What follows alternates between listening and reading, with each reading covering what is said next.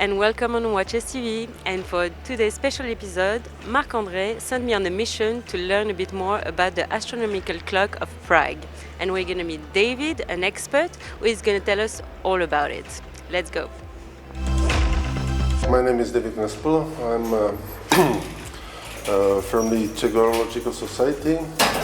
I'm also doing my PhD in the history of science and technology with focus on this clock or on the history of horology in Bohemia or in Czech lands. So the clock is probably the oldest still existing clock in the whole world, which is on a very same place for 600 years actually now. So we know that in 410 the clock was heavily modified by a clockmaker called Nikolaus von Kaden or Mikuláš z Kadaně, and there was already a clock before this place. Nikolaus von Kaden has built the astrolabium, the astronomical dial.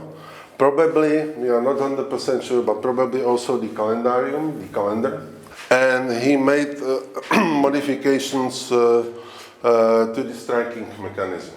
So he introduced the counted striking. So before it was just once or something, and he built the right striking mechanism which struck the exact number of hours. The original clock was made by another clockmaker called Albert or Albrecht, probably in 1402, but some parts of a frame and maybe some wheels are even from even older clock, from the end of the 14th century, 1390 something.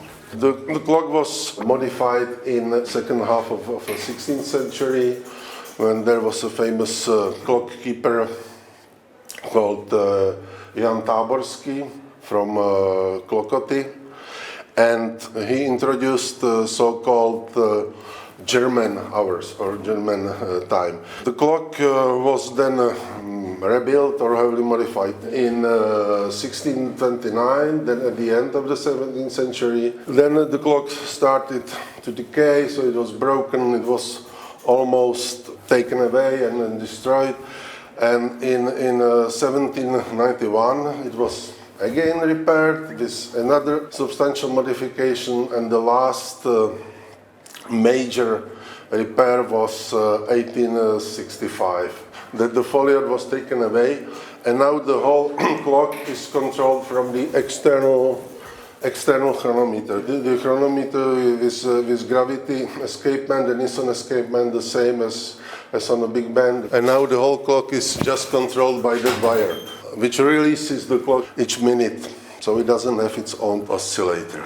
In 2018, the clock was completely overhauled, restored, and you can see now very beautiful Smith work from medieval period. So this is basically the going train which runs those three wheels which drive the sun, moon, and the ecliptic.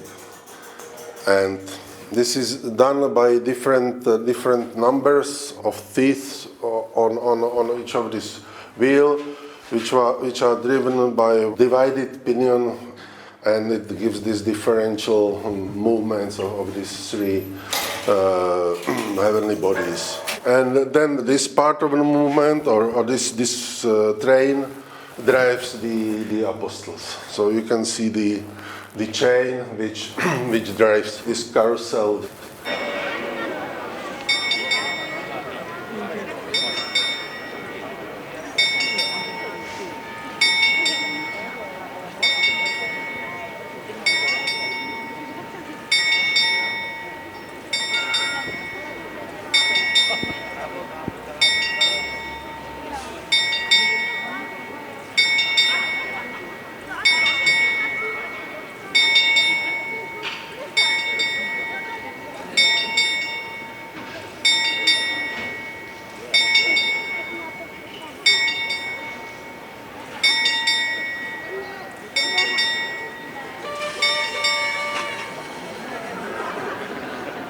you can see, the clock has two main dials.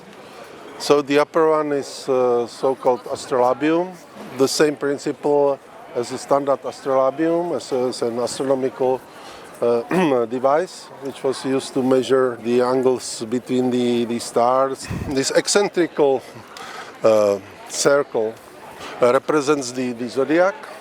It is just a division of ecliptic, and this view at the sky is based on a geocentric model. Today we know that the Earth rotates around the Sun, that in fact we live in a heliocentric universe, but originally the Earth was considered to be the center of the universe, and this is what the dial displays. And the path of the Sun, which you see on the sky, is this so-called ecliptic. So the outer circle of this zodiac is a model of the ecliptic. And the outer ring, this is this old Bohemian or Italian time. The symbol of the Sun with this hand at the end displays the position of a sun on the sky. There is also a symbol of a moon, which also indicates the position of the moon on the ecliptic, and the moon phase is also displayed using this silver and black parts of the ball. And as you can see, the line between this Ortus and Aurora, between the sunset and daylight, so this is the horizon. And so you can see now that the sun is above the horizon. So this daily movement is that suns go up and down, but also it follows this path on the ecliptic. So you can see that the sun moves during the year with respect to the stars. And the result of that is, since the ecliptic is eccentrical, that in the summer the sun goes higher, and in the winter, which we are approaching winter, so you can see that the sun is closer to the center, so its path above the horizon is lower. Because of that, you are able to measure these so-called unequal hours. In very old times, in antique, so-called temporary hours were used. Both day and night were divided into 12 parts. And as the length of the day and the night changes during the year, also the length of the hours was changing. These curves, so they divide the space above the horizon. In the day, you read it by the symbol of the sun, and in the night, you can read it on the opposite positions. So these are those so-called unequal temporary or planetary hours. They have astrological meaning because each has its own rulers. So, and these rules are assigned to, the classical planets.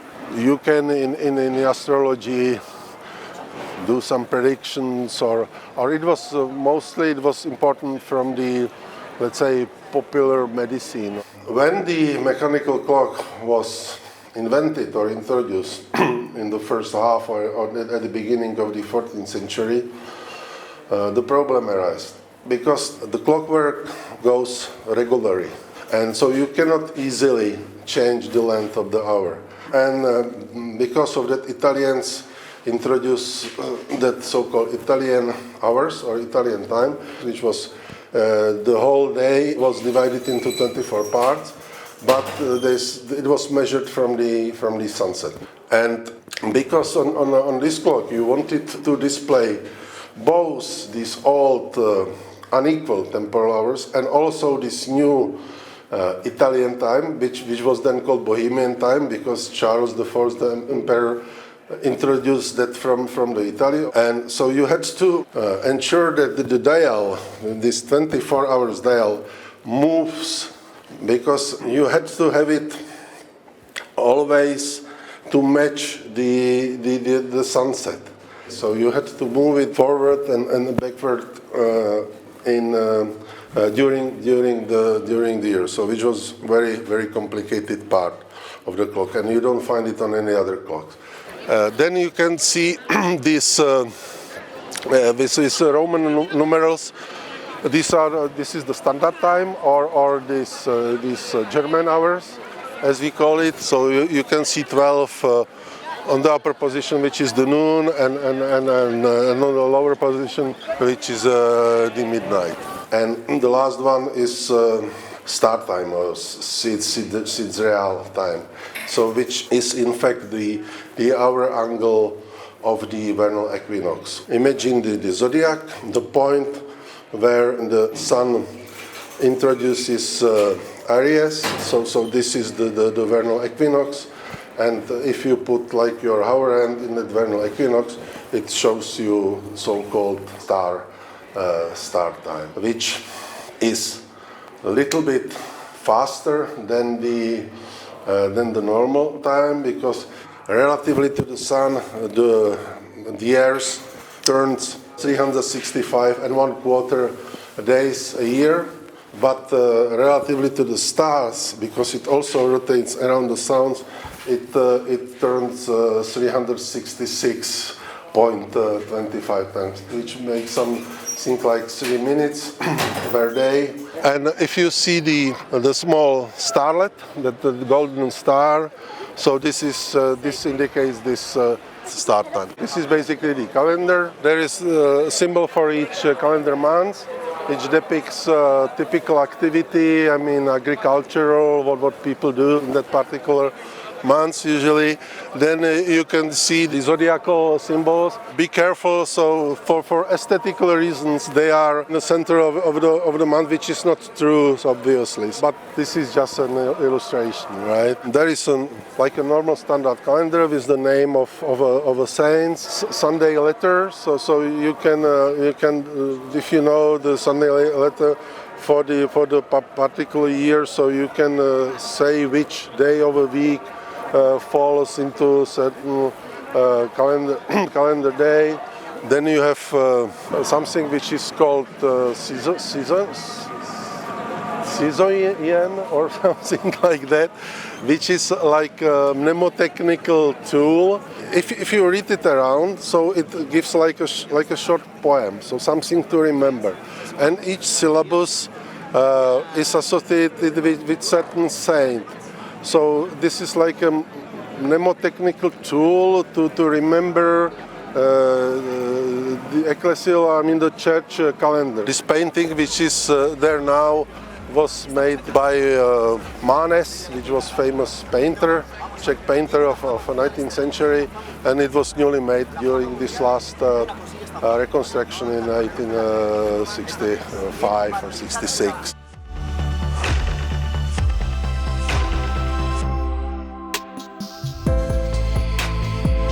Well, I hope you enjoyed this. I surely did, and felt really privileged to have been in the backstage of this incredible work. See you real soon, and Viva Historical Watchmaking!